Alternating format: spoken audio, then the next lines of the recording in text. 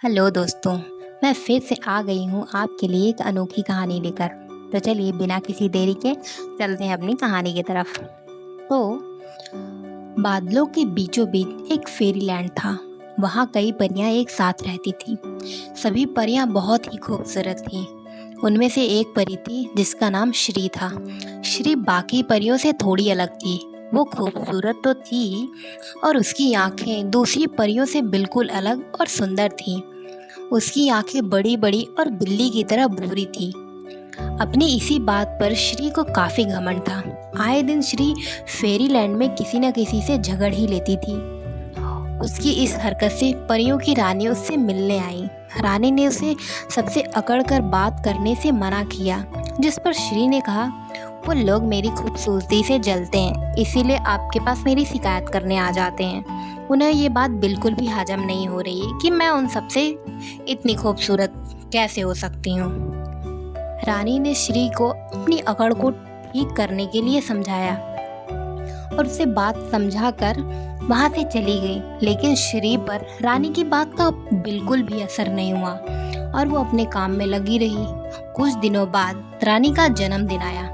पूरा फेरीलैंड दुल्हन की तरह सजा दिया गया। सारे ऋषि मुनि और देवी देवताओं को रानी के जन्मदिन पर आमंत्रित किया गया। सभी ऋषि मुनि भोजन ग्रहण करने के लिए बैठ गए। भोजन करते समय एक ऋषि को प्यास लग गई और उन्होंने श्री की तरफ इशारा किया और पानी लाने का आग्रह किया। ऋषि की बात सुनकर श्री को बहुत ही गुस्सा आया और उसने सबके सामने चिल्लाकर ऋषि को कहा कि क्या मैं तुम्हें नौकरानी दिखती हूँ। श्री की बात सुन ऋषि इसे अपना अपमान समझ बैठे और भोजन पर बैठे सभी ऋषियों को उठने का इशारा किया और बोले, कन्या, तुमने हम सब ऋषियों का अपमान किया है। तुम्हें अपनी सुंदरता पर बड़ा घमंड है ना? जा, मैं तुझे श्राप देता हूँ कि जितनी सुंदर तू अभी है उससे 2 गुनी बदसूरत होकर एक चुड़ैल में बदल जाएगी।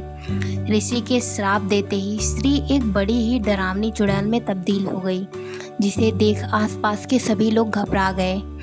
श्री की ऐसी हालत देख रानी ने ऋषि को श्राप वापस लेने का आग्रह किया।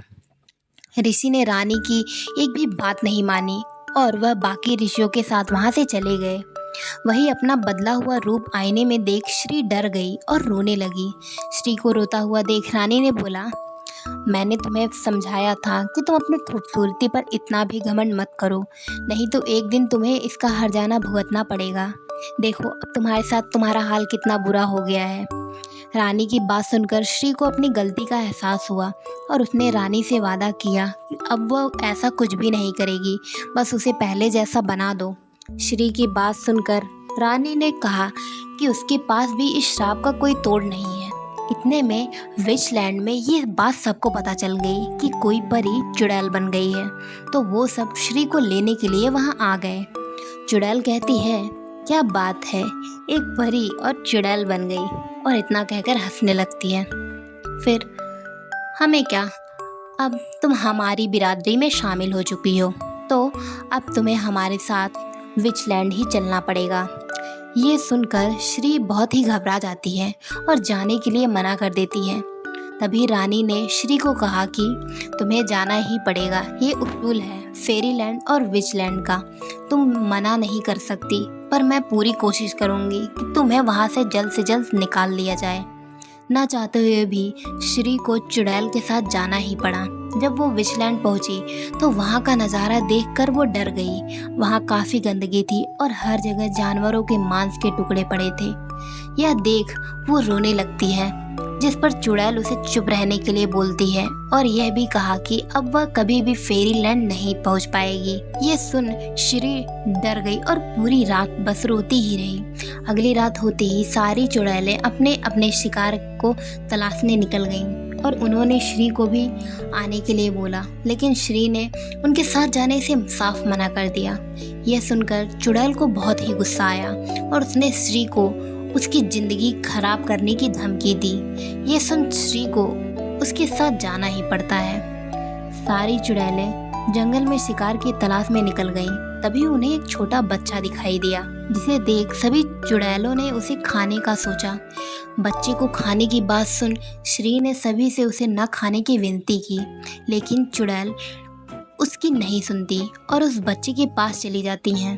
लेकिन वह बच्चा किसी से भी नहीं डरता। दरअसल वह बच्चा अंधा होता है। यह जानने के बाद श्री को उस पर बहुत ही तरस आता है, जिसके बाद वो सभी चुड़ैलों को बोलती है कि आप किसी और को पकड़ लो, लेकिन इस अंधे बच्चे को छोड़ दो। आप जो कहोगी मैं वो सब करने के लिए तैयार हूँ। यह सुन चुड़ैल बच्चे को न खाने के लिए मान जाती है और वहाँ से चली जाती हैं। उनके जाने के बाद श्री बच्चे से उसके वहाँ होने का कारण पूछती है, जिस पर बच्चा उसे बताता है कि वह अपने माता पिता के साथ बिछड़ गया है। बच्चे की बात सुनकर श्री कुछ नहीं बोलती और उसकी आंखों से आंसू छलक जाते हैं। लेकिन वह अपने आप को संभालते हुए बच्चे के जंगल में अपने माता पिता के साथ आने की वजह पूछती है। बच्चा कहता है, मैं अपने माता पिता के साथ शहर जा रहा था अपनी आंखों का इलाज करवाने, लेकिन मैं उनसे बिछड़ गया और इस जंगल में भटक गया। यह बात सुन श्री को बच्चे पर बड़ा ही तरस आता है और वह अपनी आंखें बच्चे को दान करने की सोचती है।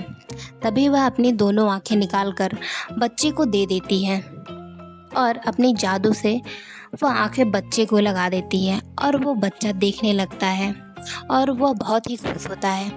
तभी वहाँ रानी आ जाती है और वह बच्चा एक साधु में बदल जाता है, जिसके बाद रानी बोलती हैं कि तुम्हारी परीक्षा पूरी हुई श्री, तुमने वो काम कर दिया जो आज तक कोई करने की हिम्मत भी नहीं कर सका। यह सुन श्री ने रानी से पूछा कि कौन सी परीक्षा लेने की बात हो रही है, जिस पर रानी ने कहा कि मैं तुम्हारे श्राप का तोड़ निकालने ऋषियों के सबसे बड़े गुरु के पास गई। उन्होंने खुद आकर तुम्हारी परीक्षा लेने का फैसला किया और कहा कि आंखें किसी भी व्यक्ति का बहुमूल्य खजाना होता है।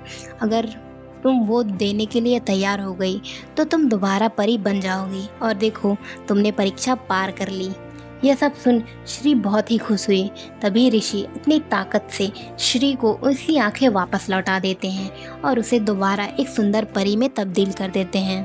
अपना अस्तित्व वापस पाने के बाद श्री परी और ऋषि को धन्यवाद करती है और ये भी वचन देती है कि वो दोबारा अपनी खूबसूरती पर घमंड नहीं करेगी।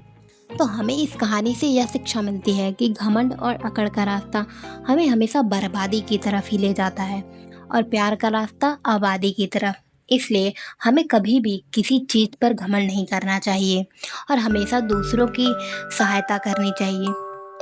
तो दोस्तों, ये रही आज की कहानी और अगर आपको यह कहानी अच्छी लगी तो इसे अपने दोस्तों के साथ भी शेयर करें और मैं फिर से आऊँगी एक नई और मज़ेदार कहानी के साथ। तब तक के लिए आप खुश रहें, मस्त रहें और दूसरों की मदद करते रहें। Bye bye.